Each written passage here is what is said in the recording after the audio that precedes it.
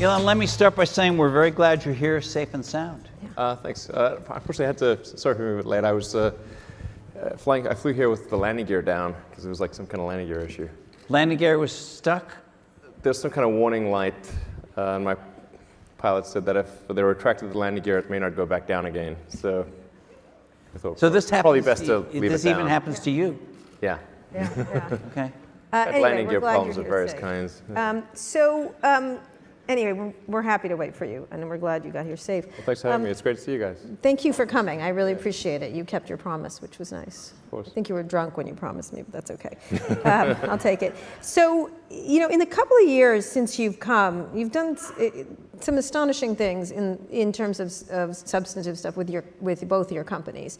Let's start talking about space and what you've been doing there. Obviously, you've had some success landing the rocket. You've done a bunch of other things where people thought you weren't going to be successful. Talk a little bit about sort of the progress you think you've made with SpaceX.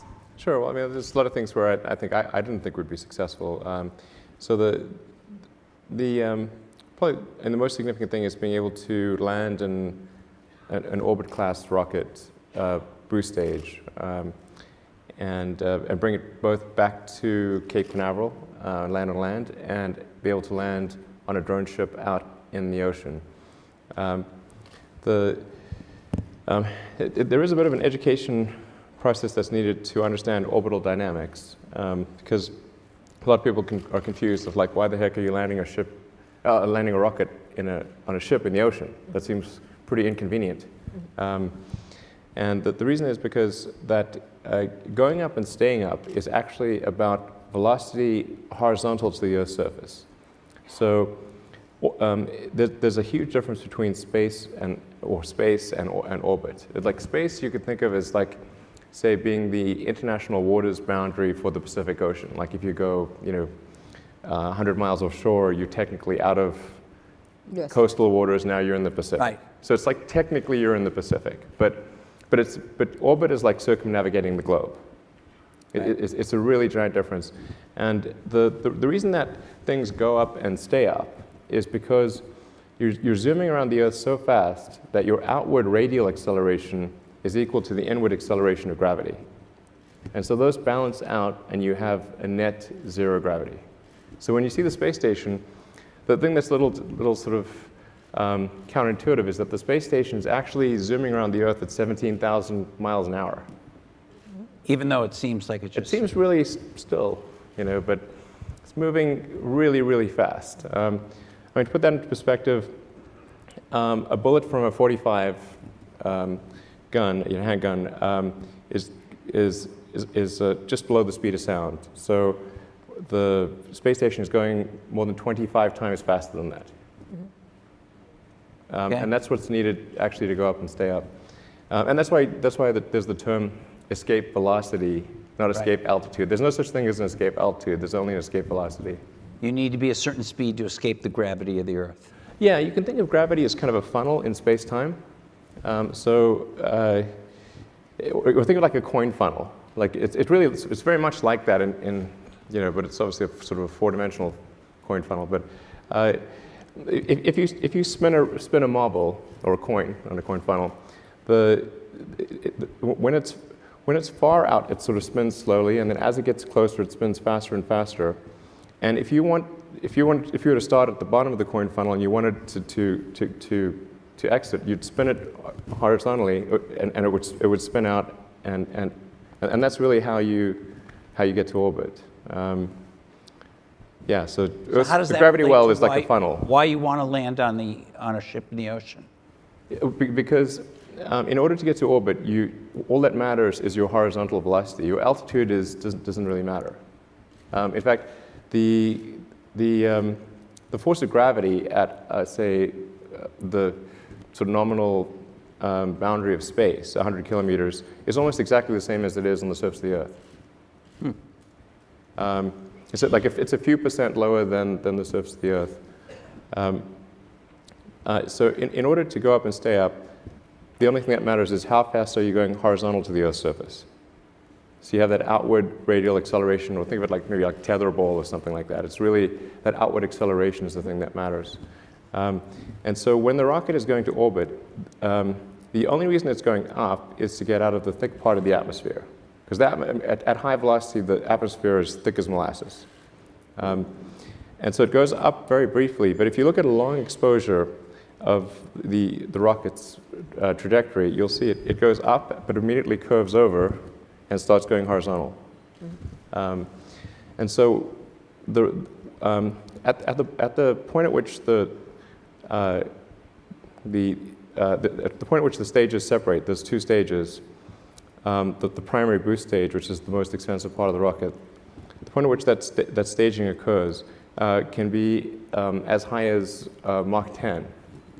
But it's going away from the launch site at 10 times the speed of sound.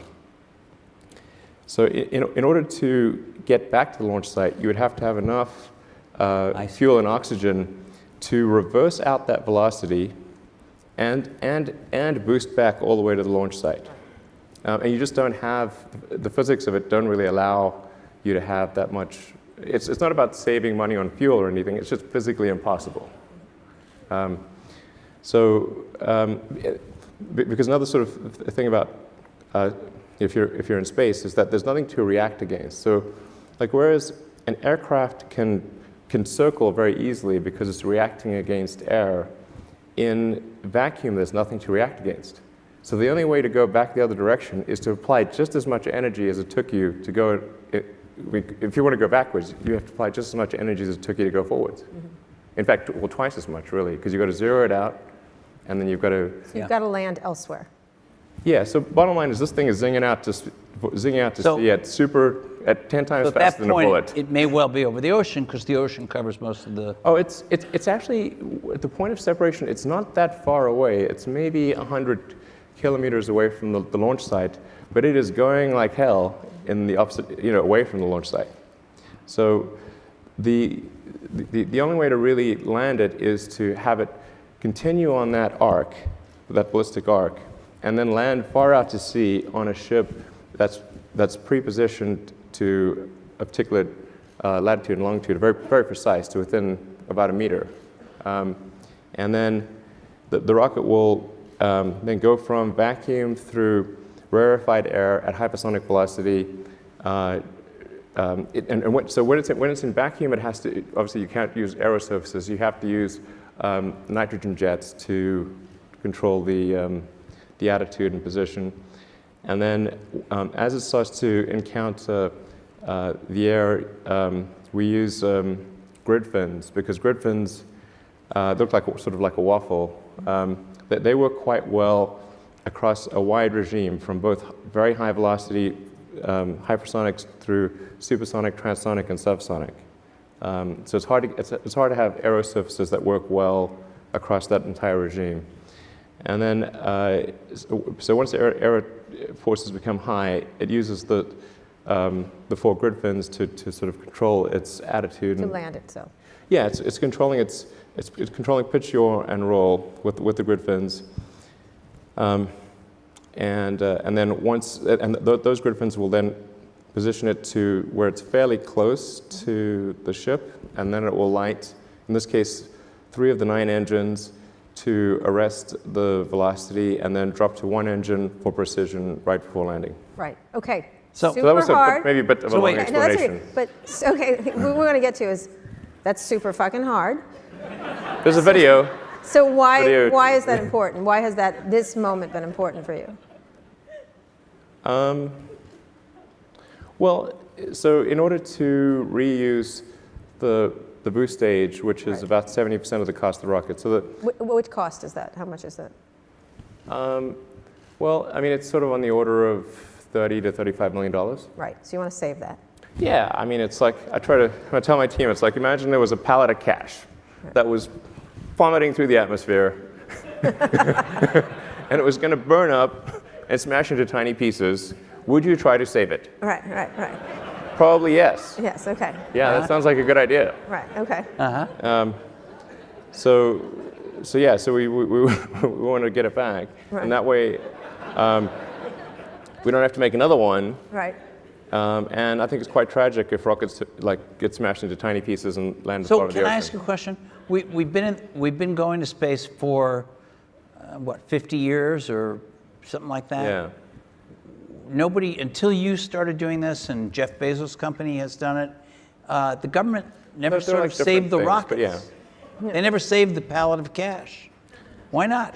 And the Russians didn't either. I mean, what was the deal there? Yeah, I mean, there was some attempt made to do that with the space shuttle, but there was no return. It's the first time that a rocket booster has returned to launch site Right. From an orbital mission, and certainly the first time that there's been a landing on a ship out But to the sea. regular rockets that went up that weren't designed like planes never tried to do this. Right. The plane thing is not a good idea in my view. The plane, and the reason I think is, like, intuitively it seems like a plane should work, but actually if you consider that really every mode of transport has a design that is appropriate to its medium.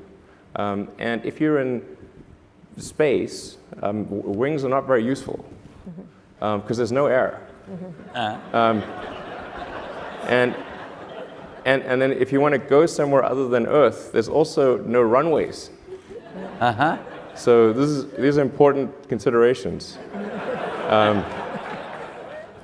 So that's why when they went to the moon, they used propulsive landing. Right. But what I'm saying was when they built the space shuttle, it sort of was looked like a kind of bulbous I think that appealed plane. to Congress. Yeah. Yeah. Yeah.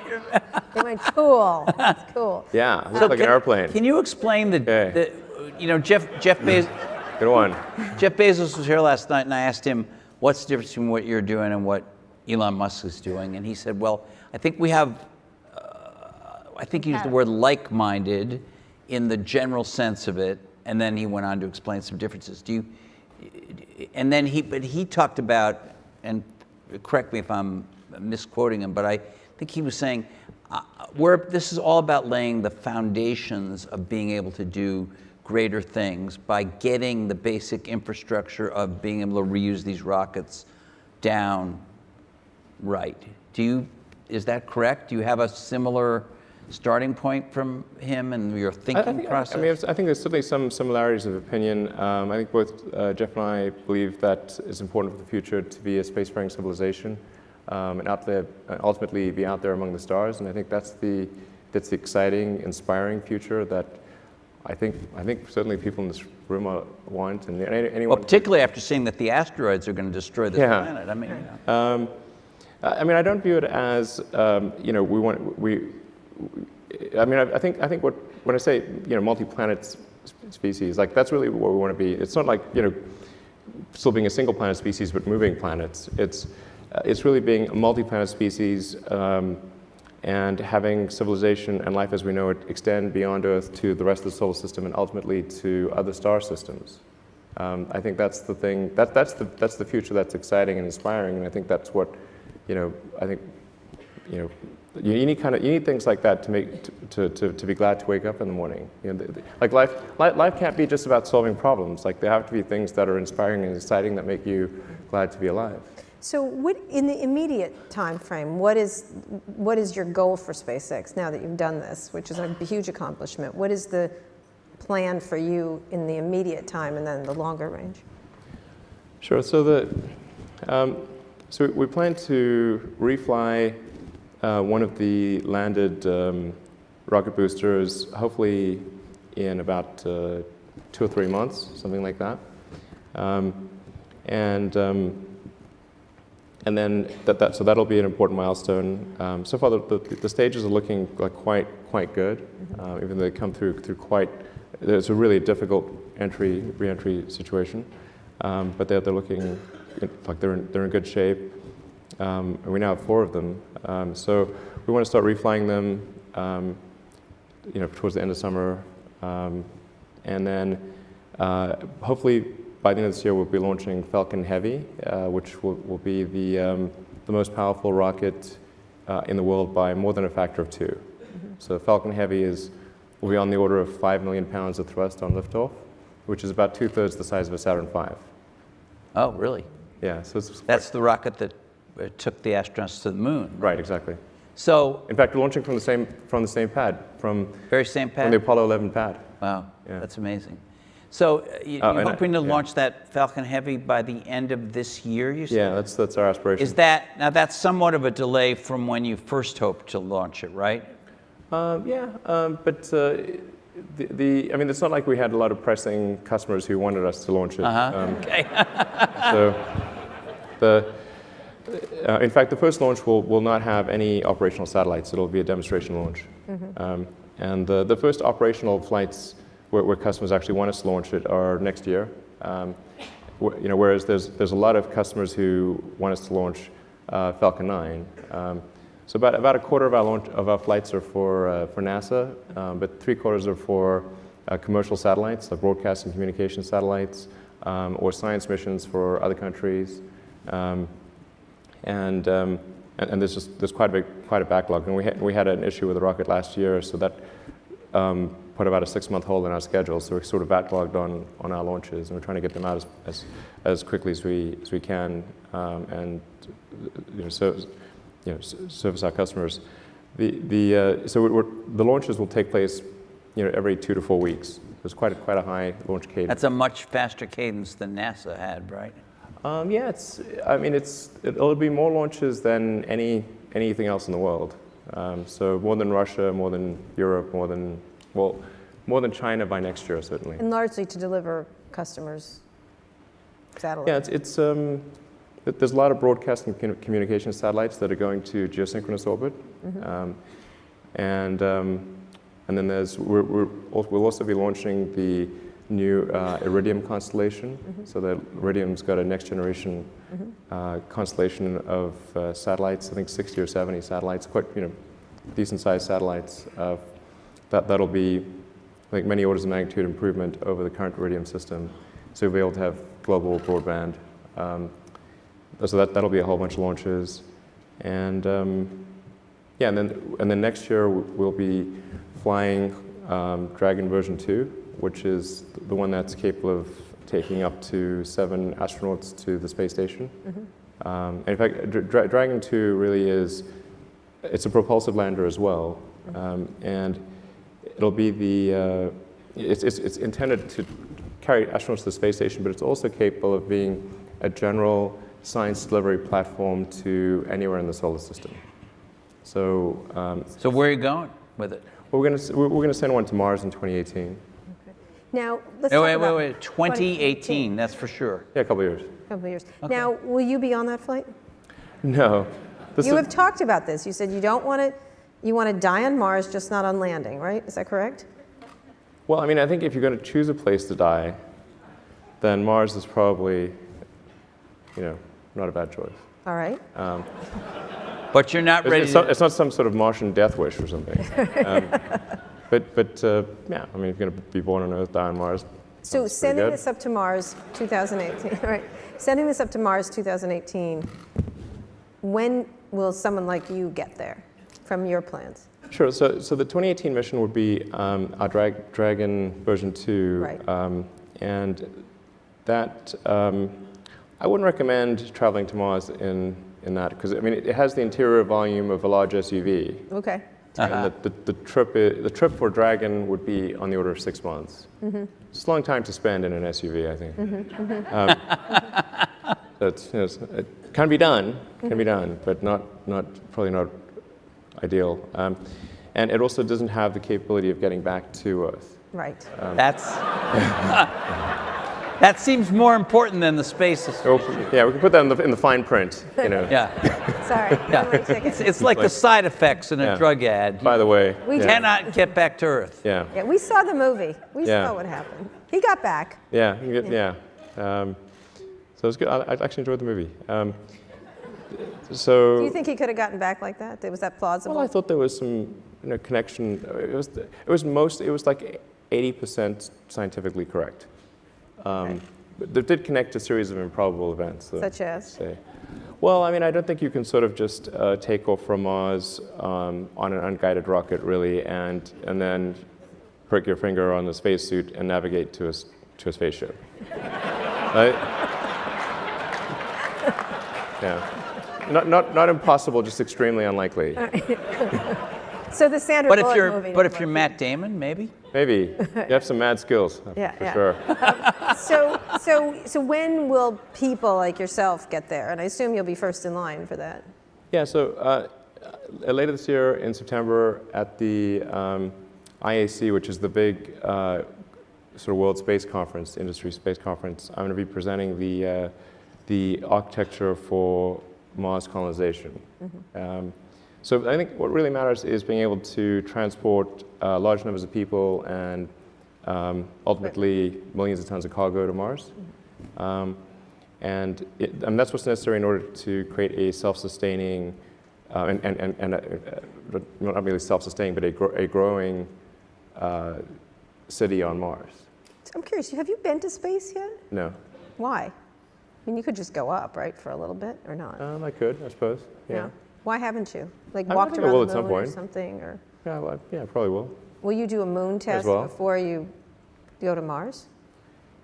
Yeah, I mean, I'll probably, I don't know, go to orbit in 4 or 5 years or something like that. But- again, space and orbit are very different things. Yeah. But on the Mars thing, would you send up 2 or 3, whether it's you or not? I kind of would prefer it if you tried it, frankly, but Sure.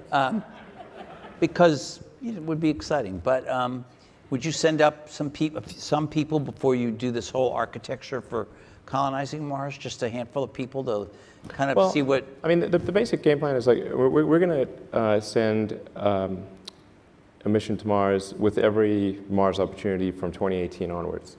So, and they occur approximately every 26 months. So, you know, we're establishing cargo flights to Mars that people can count on for cargo. And it's like I said, the Earth-Mars orbital rendezvous is only every 26 months. So there's one in 2018, there'll be another one in 2020. And I think if things go according to plan, we should be able to launch people probably in 2024 with arrival in 2025. Soon. Is that a more certain schedule than United Airlines? Well, I don't know. Walt, he hasn't There's been on certainly some United uncertainties Airlines for associated with years. that. So let's. I'm going to shift. Anyway, that's the game plan. Like approximately 2024 to do the first to launch the first of the Mars And colonial transport system. I with want to get people. back to what you said earlier about a multi. This will be a very big rocket. Okay, very big, bigger than Very the big. Saturn V. Yes. Twice as big, or what? September, I'll tell you. Not going to say anything till September? Come on, Very big. come on. Has to be very big. How big is very big? So big.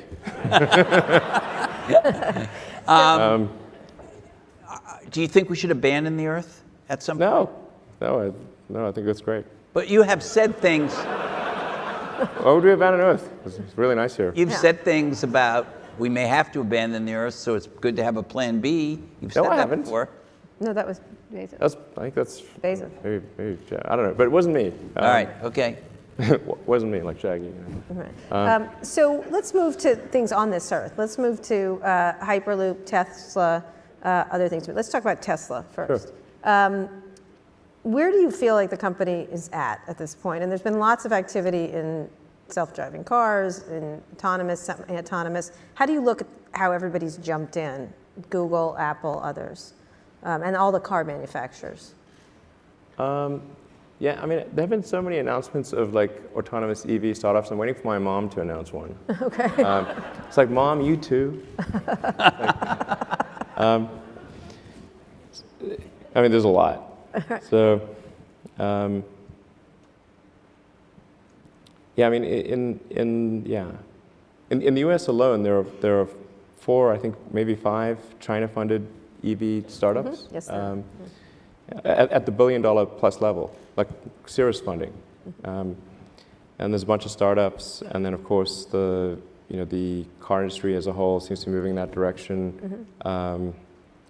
Volkswagen just, I think, announced a huge battery factory that they're going to build.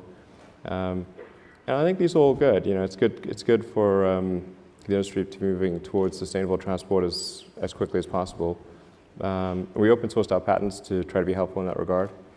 And yeah, so it's encouraging to see all this activity. From a Tesla standpoint, we want to take a set of actions that are likely to accelerate the advent of sustainable energy. Scale up production as fast as we can. So we accelerated plans for the Model 3 by 2 years. And so we want to try to get to 500,000 cars in total in kind of the 2018 timeframe, which is an aggressive schedule, but I think achievable. And then maybe 1 million cars a year by 2020. I can see I think a pretty clear path to get there. Autonomy is obviously extremely important. People are going to want autonomy. It's going to be odd to have a car without autonomy in the future. Yeah, so I think that's So what do you, scaling up. how do you look at all these efforts?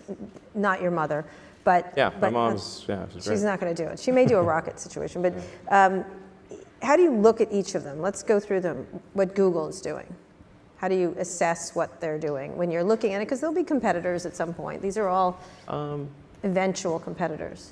Well, I think what Google's done a great job of showing the potential of autonomous transport. Right. But they're not a car company, so they would potentially license their technology to other car companies. And I think they announced something with Fiat. So I wouldn't say Google's a competitor because they're not a car company. We would compete with somebody perhaps that they license technology to, but not to them directly. Right. Apple? Yeah, that'll be more direct. That'll be more direct? Yeah. You can tell that by the hiring pattern and Yeah, that kind of absolutely. stuff? So what do you, okay, so they're going to be Given more they've hired a lot direct. of How do you Tesla assess it? I say I think it's great that they're doing this, and I hope it works out. What's the time frame for them, do you think? I don't know. I think they should have embarked upon this project sooner, actually.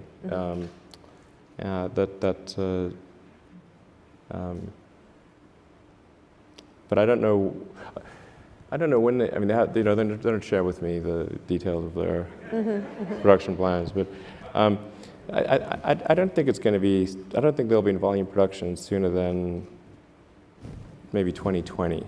That'll be like the soonest. And is that too late? We say they should have embarked sooner. Is that because 2020 will be too late to stop you or beat you or compete with you or what? No, it's just like it's a missed opportunity. It's just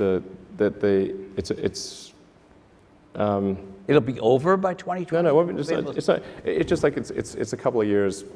I think they'll probably make a good car and probably be successful. The car industry is very big, so it's not as though there's one company to the exclusion of others. There's like a dozen car companies in the world of significance. So, and the most that any company has is approximately 10% market share. So it's not like somebody comes up with a car and they're suddenly they kill everyone else. It's not that way. And the sheer scale of automotive manufacturing is just. It's hard to appreciate until you see the plants. They're gigantic. Yeah, like the industrial, I have seen the plants. Yeah, the sheer size of the industrial infrastructure is staggering. Not just the assembly plant, but everything else that goes. Yeah, the supply chain, exactly. The assembly plant is just a little engine tip of the plant. iceberg, really. Yeah, The assembly plant is literally the tip of the iceberg. Phenomenal. The supply chain is, once you go to tier 2, tier 3, tier 4 suppliers, that's probably an order of magnitude more than the final assembly. So you think Google will not be a competitor? Apple directly. probably will be a direct competitor. Yeah, sure. What about the car companies? The I think they'll all be competitors. Yeah, sure. Who do you see out there that has done a nice job so far? Mercedes or GM Of what? a competitive car. Of the incumbents. A potentially competitive car, I guess.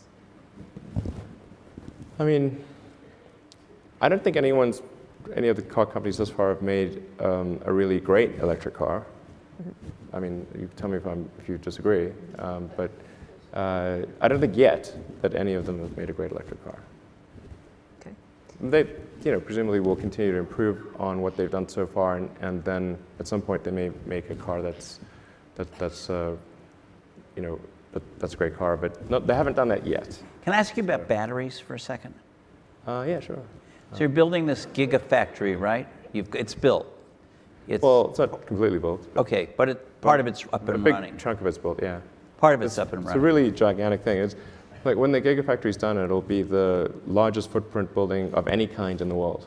Of any kind, not just factories, literally of any kind. What is this? The largest rocket, the largest building? I mean, Well, I mean, I think it's not scale for scale's sake. It's just like if you say, well, we want to accomplish these goals, then you kind of have to make a big thing. So, okay. You've got this big thing. It's this big, giant building. Right. Yeah. It's going to make batteries. The batteries it's going to make are lithium. We're going to have an opening. Well, it's not technically an opening party since it's been operating for a little while, but we're going to have a party soon. You guys maybe want to come? We can come? All right, Yeah, good. sure. We'll come to the Can they- battery It's party. pretty- But they can't I come. love It's worth seeing. This They is can't like come, right? Just us. this is crazy. No. This is like an alien dreadnought. It's really nutty. Because I love a battery party, but Yeah.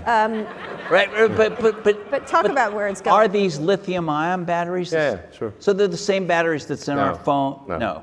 they're not. Please explain.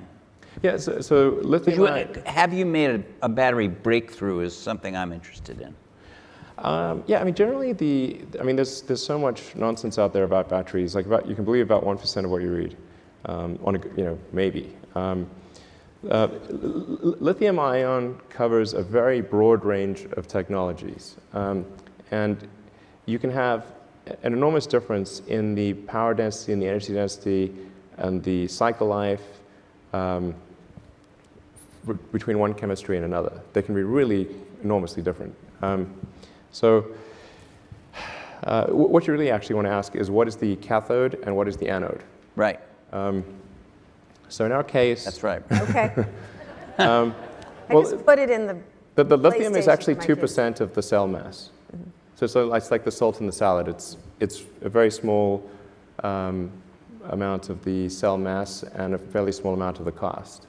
But it sounds like it's big because it's called lithium ion, but it really, like our battery should be called nickel graphite because it's mostly nickel and graphite. Okay, and It's nickel, cobalt, aluminum, but a battery few other little things, and graphite with a silicon oxide layer. on the battery anode. efficiency or power that the power that you can store in a certain mass seems to be move very slowly, at least compared to we're used to Moore's law pushing integrated circuits faster. Batteries kind of are always in our consumer devices always lagging behind. You've built this giant thing, the biggest building in the world it's ever seen. It's not fully built, but yes, it's You're building a pretty the big biggest chunk is building built. the world So has yeah, ever yeah, seen. yeah. To make batteries. Your whole business depends on batteries in these cars.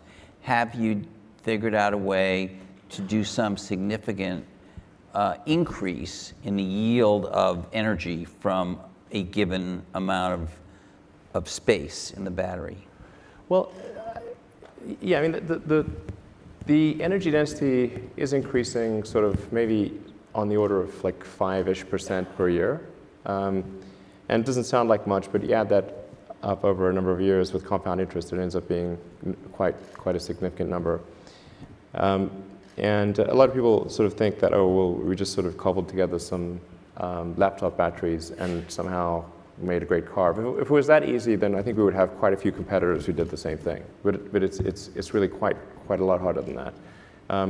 It's a cylindrical form factor, but the internals of the battery are quite different from what you would find in a laptop. And will be increasingly different with what's built at the Gigafactory, which is highly optimized for automotive, and has improved energy density. But mostly, it's not the energy density that's the issue, because you can if you buy a Model S today, the range is around 300 miles. and that's quite a lot. So it's pretty rare that people really need to go more than 300 miles at a time without stopping. Right. So I don't think we really have a range issue, and we could make a 400-mile range car today. Like, that wouldn't be too big of a deal. So what really matters is decreasing the cost per unit of energy of the battery packs, so you can make the car affordable. That's actually the important thing.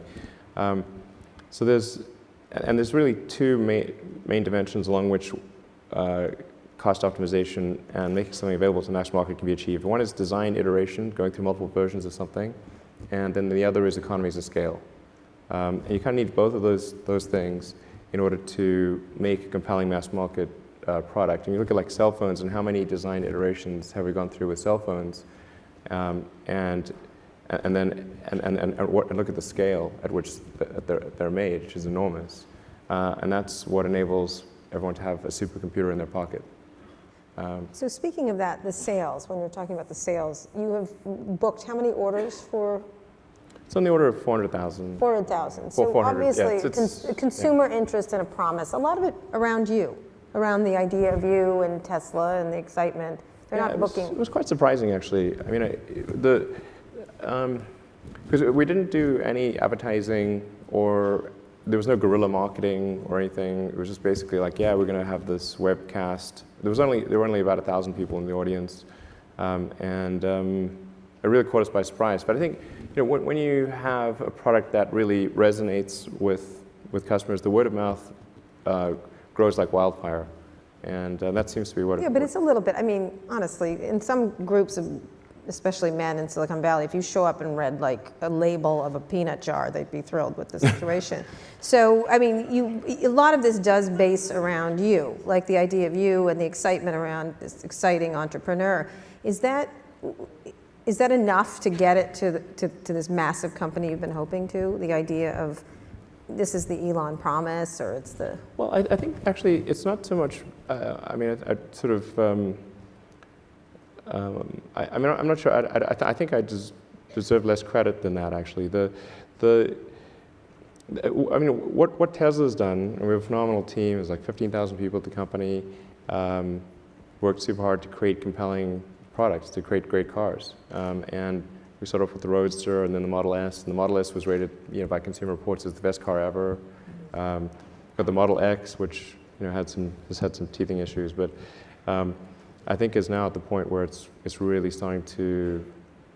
I think it's really, quite sublime at this point, and so people look at that and say, okay, well, if Tesla's made these cars, then probably the next car they make is going to be, the also, less expensive one. Also a great car, and but so it'll be a great car, but it'll be affordable. And it's like, great, okay, that sounds like something I want. So this next car, the price is. It's starting at 35,000. Yeah. Okay, affordable. Okay, when do you get to the really affordable, the way down much lower than that? Yeah, I mean, it's important to point out that 35,000, particularly when factoring in the lower cost of electricity versus gasoline, and that the maintenance cost is much less. You don't have to have oil changes. You never need to replace your brakes because the car uses regenerative braking, so the brakes last as long as the car does. It's basically you just need to replace the tires. Like that's about all. So the operational cost of the car is much lower fundamentally than a gasoline car, and so I think the average price for cars for gasoline cars is around 30, 32, something like that. Yeah, I mean there are starting prices that are lower, but when people pick options, I believe it's in around 32 or so in the U.S. So we're pretty close to that average. But that's your base price, right? I mean yeah, but it's going to be a great car. That may not be the ASP for the car. No, but it's going to be a great car even at 35. So it's like even if you order no options at all, it'll be great. But you're likely to have a mix where the average car that you actually sells for a little more than that. Yes, probably. It's probably going to be it's probably going to be some higher number. But it's really important to emphasize like 35. If somebody orders the $35,000 car, they'll be very happy. Like it's not like you need to order a bunch of options without which the car is not good. That car will have autonomous for 35? I have a I'm going to do another Tesla event, maybe at the end of the year, talk more about that. And Well, say? so you could start here. It will be real big news if I start here. We don't mind that. Let me just say that we're going to do the obvious thing. Okay. Okay, got it. It's really So- obvious. So so cup holders, good. Okay. Yeah. So Brilliant. brilliant. Those things are nuanced. All right, absolutely. Let's talk about two more things. I want to talk about AI, because we've been talking about it a lot here, which I want to get it clear what your thoughts are, because it's mostly Elon's scared of robots. I mean, that kind of thing. Or how do you, I'm scared of robots. or I think- artificial intelligence, can you like clarify exactly what the issue you have now? And you deserve the background. We've been talking to Jeff Bezos, Sundar Pichai. We talked to Mark Fields from Ford about it. Might show up for Yeah, the Facebook folks. There certainly seems to be in the tech companies a big, tremendous new drive or interest to believing there will be all competing good. for intelligent assistance. And it's good. It'll make your all of life that. better. And Make your life better. sometimes technology Siri is yeah. going to suddenly get smart. Microsoft's one is going to get smart. Google is going to cream them all. It's largely a happy version of this. Is going sometimes technology hurts you, but not as much as it helps you. That's really Yeah. So there's been a lot of conversation here about Yeah, that. sure. And you've staked out a slightly different position. So can you talk about that?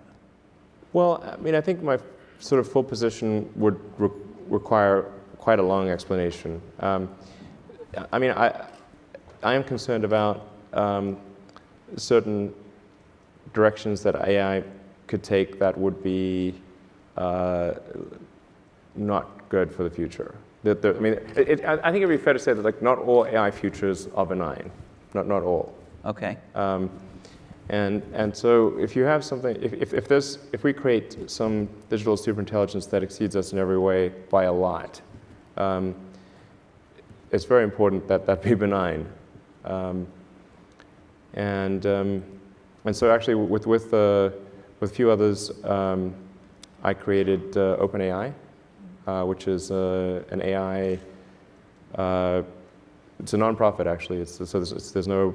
I think the governance structure here is important. So we want to make sure that there was not some fiduciary duty to generate, profit off of the AI technology that's developed. So we created this 501c3, but I think it's quite different from. I mean, like a lot of sort of 501c3s are, they don't have a high sense of urgency, and like they're not like, they're not really sort of developing technology at a fast pace. But OpenAI is. So OpenAI has a very high sense of urgency, and I think that the people that have joined are really, really amazing. And the intent with OpenAI is to democratize AI power. There's a quote that I love from Lord Acton. He was the guy that came up with power corrupts and absolute power corrupts absolutely, which is that freedom consists of the distribution of power and despotism in its concentration. And so I think it's important, if we have this incredible power of AI, that it not be concentrated in the hands of a few and potentially lead to a world that we don't want. And what world is that? What do you foresee that when you see it? It's difficult. I mean, it's called the singularity because it's difficult to predict exactly what future that might be. Except I don't know a lot of people who love the idea of living under a despot. I don't think people generally choose to live in a democracy over a dictatorship. And the despot would be the computer? Or the people controlling the computer. And do you worry specifically about any of these companies I mentioned, who've all seemed to now kind of be pivoting toward this as the battleground in the next 10 years? I won't name a name, but there is only one. There's only one you're worried about. And they're not preoccupied with making a car that will compete with you. I assume. There's only one. And what? Tell me. This is an It's not interesting. about it's not about competing. It's just like this is sort of like what would be the point of competing for, you know, mutual destruction? It's like it's not about competing. It's really just about trying to increase the probability that the future will be good. That's all. Mm-hmm. So the goal of OpenAI is really just to take the set of actions that are most likely to improve the positive futures. Like, you can think of like the future as a set of probability streams that branch out and then converge, collapse down to a particular event, and then branch out again. And there's a certain set of probabilities associated with the future being positive and different flavors of that. And at OpenAI, we want to try to do whatever we can to guide, to increase the probability of the good futures happening. Mm-hmm. I think that's really what we're trying to do there. Do you worry that by making this open, some bad actors may use some of what has been developed to do bad stuff with the power of AI? Yeah, I mean, that is certainly a good rebuttal to that. However, I think if AI power is widely distributed, and there's not, say, one entity that has some super AI that is 1,000,000 times smarter than anything else. You know, if instead the AI power is broadly distributed, and to the degree that we can link AI power to each individual's will. So like you would have your AI agent, and you would, like, everyone would have their sort of AI agent, and then if somebody did try to do something really terrible, well, then the collective will of others could overcome that bad actor. Which you can't do if there's one AI that's 1,000,000 times better than everything else. And it's proprietary. And it's either has its own will, or more likely, at least in the beginning, is controlled by some small set of people. So I think that's really the risk. I mean, there's always been these arguments like what's the best form of government? Big fan of, I think it was Churchill, like, democracy is the worst form of government except for all the others. Right. So speaking of that, yeah. this election, you are from... Oh, no. No. Yes. How does that strike you, what's happening now? You've come to this country, you're a naturalized citizen? I think I'm glad that the framers of the Constitution saw fit to ensure that the president was someone who was captain of a large ship with a small rudder. Okay. And? There's a limit to how much harm any given president. Are you sure about that? Oh, yeah. Yeah. So you're not worried about, are you backing either of the candidates at this point? I'm trying to stay out of this situation. Because? I don't think that's the finest moment in our democracy. Well, given that it's not the finest moment in our democracy, do you think the best thing is to stay out? Or we'll see. To get in and I'm not sure what I could do to head off the worst? I mean, I'm not sure how much influence I could have as one person on the outcome. I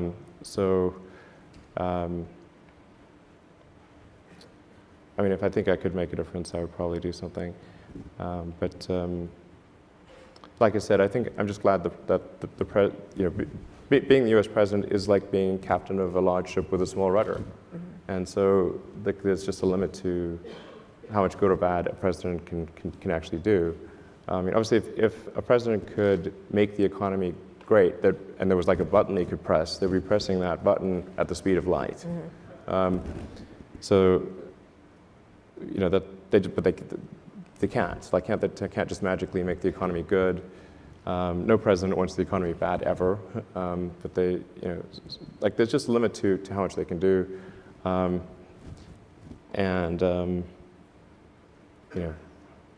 guess there is the nuclear thing, which is... Yeah, the nuclear thing. I guess there is the nuclear thing. Yeah, but I don't know. I don't think we would just arbitrarily launch nuclear missiles. Yeah. Yeah. One would The hope. president can do that. I don't think so. President's the Arbitrarily. commander-in-chief. I mean, I think that... He's the commander-in-chief. Yeah, no, but I still don't think that means you can just launch nuclear missiles whenever you want. Yeah. I think Congress would be quite upset about that, and they might not be consulted. Yeah, but I think like the military would be like, yeah, we really think Congress should be consulted on it before we launch a. Yeah. That might happen. That Preemptive could nuclear happen. strike. Are you willing? You're basing your faith in that, though. I'm quite confident that the military would not just, randomly agree to launching nuclear missiles at somebody. Well, that's calming. This is Yeah. pretty comforting, yeah. We're going to put up just very quickly, we'll end on Hyperloop. You've been involved with it. Your level of involvement is what at this point? Just Yeah, chief I know visionary? it's a bit confusing because You talked about it when you were here last time. yeah, I actually came up with the idea. I came up with an initial idea which turned out to be wrong. It wouldn't work several years ago, and then. But I sort of shot my mouth off and said, oh, I feel like I have an idea that would work. And it turned out that didn't work, but with a lot of iteration, was able to come up with something where the physics hangs together. And then published the paper and just said, like, look, anyone who wants to do this is great. Go, be my guest. Because I sort of have my plate full running Tesla and SpaceX. Yeah, yeah. And so I think it'd be great. I mean, it'd be great to have any interesting new transport solutions, anything that gets people to their destination in a way that's safer, costs less, is more convenient. That'd be great. I mean, and so I think probably the most valuable thing that the Hyperloop paper that I published has done is to spur thinking in terms of new transportation systems. So it's not just, oh, let's have a fast train. Okay, that's not even as fast as what Japan did in the 80s. Like, okay, well, I don't see what the point of that is. Like we should really be trying to think of something that's. I think particularly in California, like we should be like saying, hey, what is the best? Well, let's invent something new that's way better than anything else. Do you want to shoot your mouth off about that? I mean, I'm not an investor in any of the companies that are working on it, and I've tried to be neutral because I'm trying not to favor one company over another, but just to encourage anyone that is interested to say that try to give them moral support, and I hope they succeed. The only thing that I am doing on the Hyperloop front is like we're holding a student competition, and the student competition is really just aimed towards encouraging students to think about exciting new transport methods. And it's totally cool if they want to like do some architecture that's different from what I proposed in Hyperloop. And in fact, the winning team at the student competition that we held earlier this year used a different suspension mechanism than what I proposed, which is I proposed using essentially taking the air that builds up on the nose from the compressor and flowing that through air skis so that you simultaneously remove the drag from the nose and provide a means of suspending the pod. And that's also something that works well even at supersonic velocities. You can go, it's been demonstrated up to Mach 1.1 in terms of using air bearings as But they use something different. yeah, basically electromagnetic suspension. The reason I didn't suggest sort of any kind of magnetic suspension is that it's very important that the cost of the tube be minimized. So you really want, because the pod is cheap, the tube is expensive. So if you want to go, say, 400 miles and in two directions, so you've got 800 miles of tube. The critical economic optimization parameter is the cost of the tube. So you want that tube to be as low cost as possible. And so if you do anything that requires action on the tube side, it's going to make that tube much more expensive. So if you use air bearings, it doesn't change. Like that's real cheap. Yeah. So You think this is going to happen? yeah, I think something like that. I think something will happen in the future. So I think if the companies that are trying to make it happen now, if for whatever reason that doesn't work out, then I think I might do something myself in the future. I don't want to do something. I don't want to sort of front run them. It's like say, here's this free idea, and then meanwhile I go and do it myself. That wouldn't be nice. So, but if a bunch of people, if companies don't try it and it doesn't work out, then I think I'll try to just at least do a demonstration system. Okay, last question. Do you think tech has gotten more serious? How do you look at the tech landscape as someone who's, well-known? You probably qualify as a visionary. The concept, where do you imagine we are right now in the tech space? And then we'll get to questions from the audience. I think there's a lot of innovation happening in many different areas. The advancements in AI, I think, are quite astonishing. The advancements in genetics are amazing.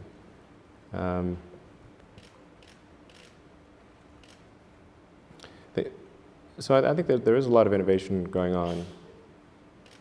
I think that there's probably a few too many talented entrepreneurs in kind of the internet space, and I think their talent actually would be better served in some other industries. But I do think, I don't think we're like facing some sort of low innovation period or anything like that. I think there's a lot of innovation going on. They need to move to other. I just think there's like, if you had some ideal distribution, it would probably be fewer. Like there's just a lot of talent focused on the internet, and probably some of that talent would it'd be better to have some of that talent in other industries. That's about all. But there's tremendous amount of innovation that's happening.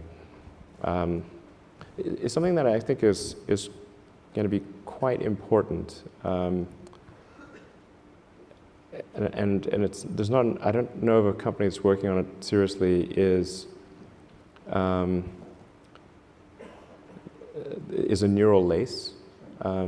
So anyway, going back to the AI situation, this is quite an important debate. Like if you assume any rate of advancement in AI, we will be left behind by a lot. And so then we could be in, benign, but even the benign situation, if you have if you have ultra intelligent AI, we would be, so far below them in intelligence that it would be like, a pet, basically. Pet, that's what I was thinking. Like a pet. Cat, like a cat. It would be Elon like the a house cat. Yeah, it would be like the house cat. Right. That's not the end of the world, Just, Well, sort of pet. You've seen the movie, it could be. Yeah. It could be. But that honestly, that would be the benign scenario. And So house cat is okay. I don't love the idea of being a house cat. Okay. But that. So what's the solution? Yeah. So I think I think it's to essentially. I think one of the solutions, the solution that seems maybe the best one, is to have an AI layer. If you think of like you've got your limbic system, your cortex, and then a digital layer, sort of a third layer above the cortex, that could work well and symbiotically with you. Just as your cortex works symbiotically with your limbic system, your sort of a third digital layer could work symbiotically with the rest. This is something that's surgically inserted or bred into the species, or what? The fundamental limitation is input-output. So we already have, we're already a cyborg. It's just that, you have a digital version of yourself or partial version of yourself online in the form of your emails and your social media and all the things that you do. And you have basically superpowers in that with your computer and your phone and the applications that are there. You have more power than the President of the United States had 20 years ago. That you can answer any question, you can video conference with anyone Right. anywhere, you can send a message to millions of people instantly. You just do incredible things. And but the constraint is output. So we're I/O bound, particularly output bound. I mean, like your output level is so low. It's like, particularly on a phone, like your two thumbs are sort of tapping away. This is ridiculously slow. Our input is much better because we have a high bandwidth visual interface to the brain. Like our eyes take in a lot of data. So there's many orders of magnitude difference between input and output. So mostly, effectively merging in a symbiotic way with digital intelligence revolves around eliminating the I/O constraint. So it'd be some sort of direct cortical interface. And you called it a neural lace? Neural lace, yeah. It's totally not Google Glass, right? No, I'm talking about No, but something it's which... like you wear it, or you... No, I mean, it would be... I mean, there are a few ways to approach this, but some sort of interface directly with your cortical neurons, particularly. But doesn't that imply surgical insertion? Not necessarily. You could go through the veins and arteries, because that provides a complete roadway to all of your neurons. Your neurons are very heavy users of energy, so they need high blood flow. So you automatically, with your veins and arteries, have a road network to your neurons. Still some kind of surgery, right? Yes, but you could insert something, basically, into the jugular and have. It gets macabre, but It sounds really easy and it doesn't involve. risk-free. It doesn't involve, like chopping your skull off or anything like that. That's good. Yeah. And plus, you're not a house cat anymore, right? Not a house cat. So, Right. Essentially, if we can figure out how to establish a high bandwidth neural interface With ourselves. with your digital self, effectively, then you're no longer a house cat. All right. On And- that note, no, on that note. Just one closing thing. I mean, I think it's probably the benign outcome. That's probably the best outcome, I think. Are you interested in exploring this possibility that you have just laid? So somebody's got to do it. I'm not saying that I will, but somebody's got to do it. So somebody should do it. And I mean, if somebody doesn't do it, then I think I should probably do it. But And the goal of this is to prevent there being an external AI, particularly one controlled by a small group of people, that could be so much more powerful and intelligent than we are, that the house cat it would be godlike in its situation capability. occurs. Yeah. Well, this has been really cheerful. Thank you. Yeah. But if we can establish... I was the worried high- about asteroids at the beginning of this. I mean, asteroids are a low probability existential threat on the time scale that's relevant to us. Okay. Okay? This is different. This requires urgency. So, what do you do for fun? Yes, this is much more Elon, what do you urgent. do for fun? What do you do? Anything? I play video games with my kids. All right, that sounds good. Let's get some questions for Elon. Elon the house cat. I watch movies, that Right. kind of thing, normal thing. Why don't we start over here? Yeah, hi. I think this last question by Carl just did that. I want to know, how do you live through the stress, that kind of conversations we just heard that you went through, and kind of ambitions that you carry, and then how do you adjust to the everyday work-life balance, etc., things that in your life? So a little bit of your personal side, actually. So you're very busy. How does that work? Yeah, I mean, I am sort of in kind of work triage mode a lot of the time. So I don't know, it seems to be, as long as there's not like a crisis simultaneously at SpaceX and Tesla, it's okay. But companies are, the situation in any given company, particularly when, if it's sort of growing fast and sort of quasi-startup, it's somewhat sinusoidal. So that, it's okay if the waves don't crest together, When that does happen, then that's a huge strain. But right now things are like, motoring along okay, and I have like the context loaded for both companies, and I can sort of see a path to a good outcome. So I feel pretty good right now. But there've been super stressful times in the past. And then, and then I always try to reserve time for my kids because I love hanging out with them. Like, I mean, kids are really great. I mean, they're like the 99% of the time they make you happier. Kids are awesome. You know? Yeah. Then there's that 1%. 1%, you know, like, yeah, 1%. But like, it's like, of anything in my life, I would say kids by far make me the happiest. I don't know if, you know. I agree. Yeah, it's great. I agree. Yeah. So hanging out with them, like, so, like, no, like, thing is, like, a lot of times kids are kind of in their own world, so you don't need to, like, they don't want to, like, talk to their dad for hours on end, generally. I've noticed that. Yeah. So like, so I can be in the same room with them. They can talk to me from time to time, but like, you know, I can get, you know, some emails done, just get some work done, and then whenever they want to talk to me, they can. And then we try to do things like, you know, travel places, and like I said, we play video games together, or actually on Monday we went to the new Harry Potter land at Universal. It was quite fun. Yeah. So I think that Somebody from Universal Yeah. just clapped. yeah. I mean, whoever was in charge of Harry Potter land did a great job. It's really good. Yeah, it is good. I highly recommend it. Yeah. Yeah. The butterbeer is amazing. Yeah, I was just saying the butterbeer. The butterbeer is amazing. Yeah. Okay, Right here. over here. Hi, my name is Evan Burns. I'm the founder of Odyssey, and I hope into the future to be in something in the space industry.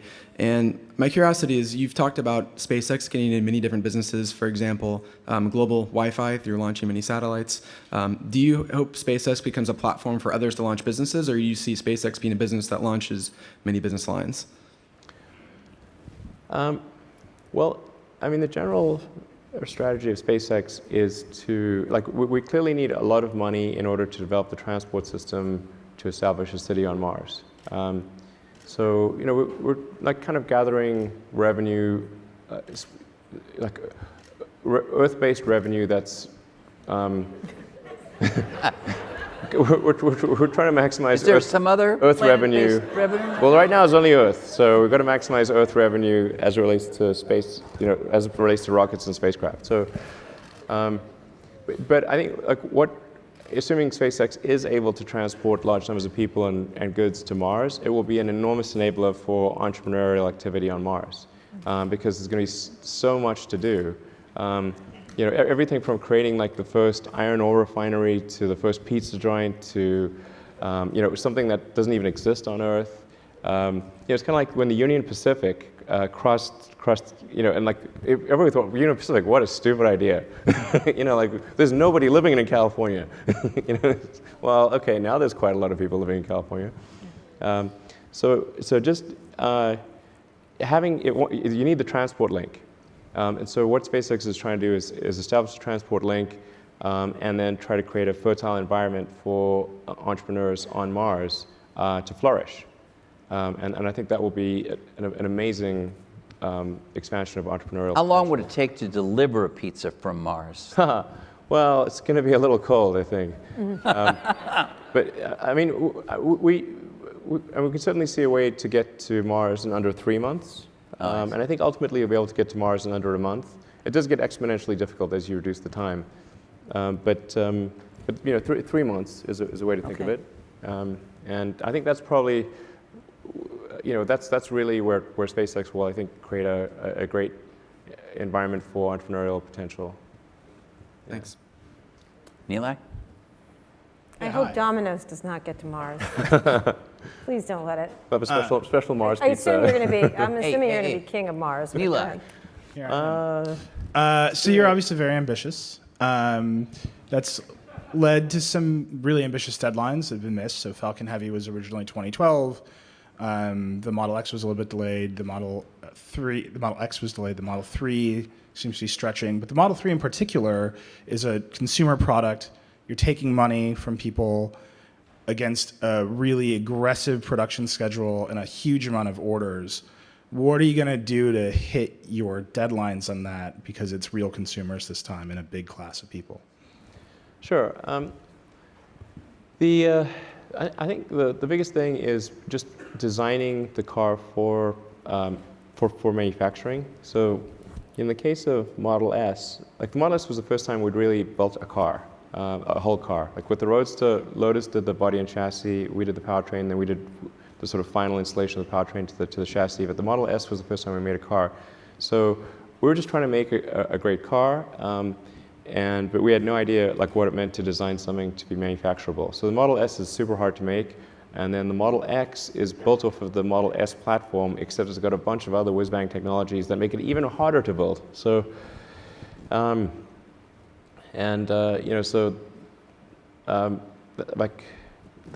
definitely we want to do the opposite of what we did with the X, which is make something that is going to be a lot simpler, but still a car that people will love. And where every design decision is factoring in the manufacturability, and making sure that when we design something, that you can manufacture it at volume at an affordable price in the schedule that we're targeting. One of the things that makes a car very difficult, particularly if it's a new car, is that it's an integrated product with several thousand unique components. So we are somewhat at the mercy of whatever the slowest component is, whatever basically, I mean, if you say go to tier 2 and 3 suppliers, they end up being several thousand suppliers. So things move as fast as the least lucky and least competent supplier. But you can think of like any natural disaster you care to name, all of those things have happened to our suppliers. Their factory has burnt down, there's been an earthquake, there's been a tsunami, there's been massive hail, there's been a tornado, the ship sank, there was a shootout at the Mexican border, no kidding. That delayed trunk carpet at one point. Well, and we couldn't get, and the Border Patrol wouldn't give us the truck because it had like bullet holes in it. We just wanted our trunk carpet. It's pretty safe, so it's like no cocaine or anything, so it's good. But that shut down the production line as an example for several days. That's the biggest issue, is like the supply chain stuff is really tricky. And we're trying to anticipate as much of that as possible, increase our optionality so that there's more internal capability at Tesla. Not that we want to do things internally, but if a supplier is unable or unwilling to deliver the part, we can quickly make that internally. So I think the whole company is geared for that. Right now it looks like we should be able to do that. We expect to. Almost all of the Model 3 design is done, and we're aiming for pencils down basically in about 6 weeks, complete pencils down, and we're tabling all. If there are ideas for future cool things, we'll have it in version 2, version 3, in future years type of thing. So overall, I feel pretty good about it. Our supply, particularly our major supplier partners, have been very supportive and are on board. One thing I should say is when I sort of cite a schedule, it is actually the schedule I think is true. It's not some fake schedule that I don't think is true.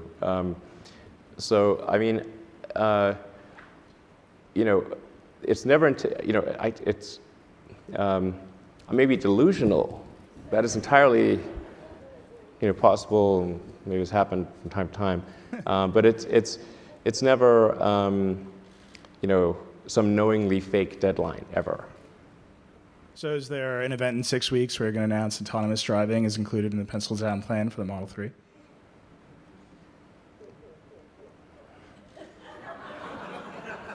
We're not expecting any event in 6 weeks. Josh. Hi. So I have this is kind of a weird question. I feel like you would be the guy with the right answer for it.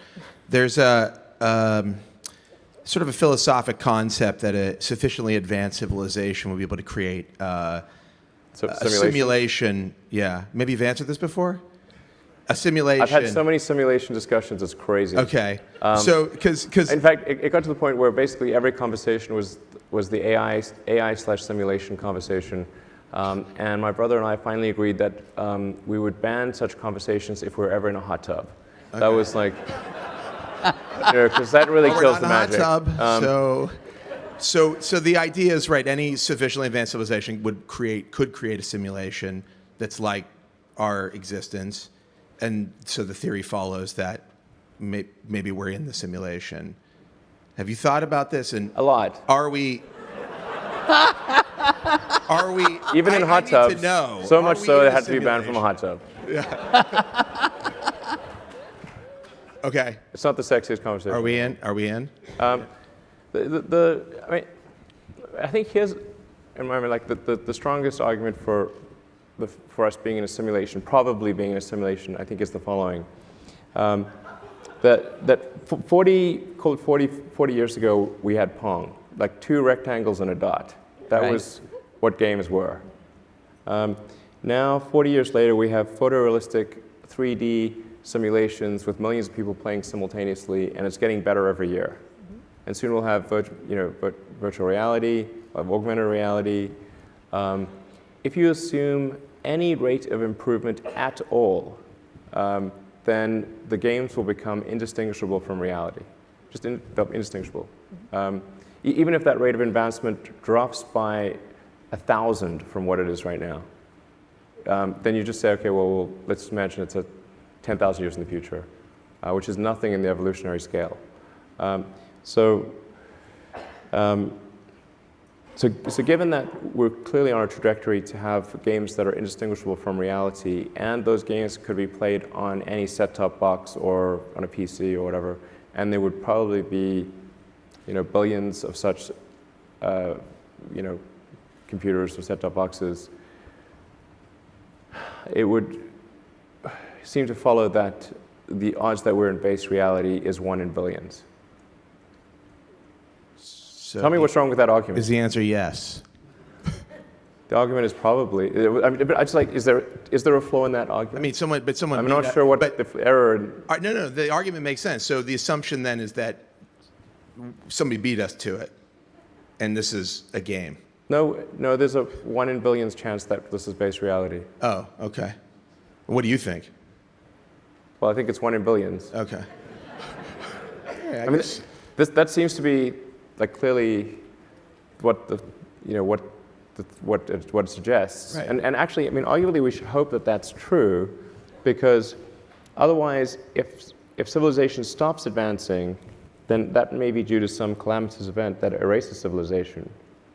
So maybe we should be hopeful that this is a simulation, because otherwise. Because they could reboot it. Well, otherwise, either we're going to create simulations that are indistinguishable from reality, or civilization will cease to exist. Those are the 2 options. Yeah. I like those odds. Okay. Over there. Or it's unlikely to go into some multi-million year stasis. So it's either going to increase or decrease. Hi, I'm Jeetu Patel from Box. 2-part question for you. One is, if you think about fully autonomous vehicles, which have passed through regulatory approvals, have passed through in-city driving and traffic conditions, how far do you think from a time frame perspective we are for that becoming reality? And number 2 would be, the second part of that question is, how long before you think it's either illegal or extremely prohibitively expensive for humans to drive on the road? Well, I really would consider autonomous driving to be basically a solved problem. Even in cities like Beijing and... Yeah. Actually, there's really only one area where it's like a little dodgy, and that's basically if you're at roughly the 30 to 40 miles an hour in urban environments, that's difficult to achieve in Beijing. It's like heavy traffic. In dense traffic situations, autonomy is really easy, because you can just maintain a set distance from various cars. It's actually quite easy. You're very unlikely to run anyone over because you're just not moving fast enough, and you can brake in time. On highways, particularly highways that are that have barriers so that you don't have pedestrians, that's also relatively easy. And like a Model S and Model X at this point can drive autonomously with greater safety than a person right now. Yeah. But my point is, when does it get to be where you don't need to be sitting behind a vehicle, and it actually, the way that society starts expecting this is, I can have my 75-year-old mother who doesn't speak any English or doesn't drive, be able to be transported from point A to point B by just sitting in a car by herself and being taken. I know it's technically possible, but how far do you think the regulatory approvals are for that happening? I think we're basically less than 2 years away from complete autonomy. Wow. Wow. Complete. Safer than a human. However, regulators will take, I think, at least another year, and because it's going to depend on what part of the world you're in, because they will want to see billions of miles of data to show that it is statistically true that there is a substantial improvement in safety if something's autonomous versus not autonomous.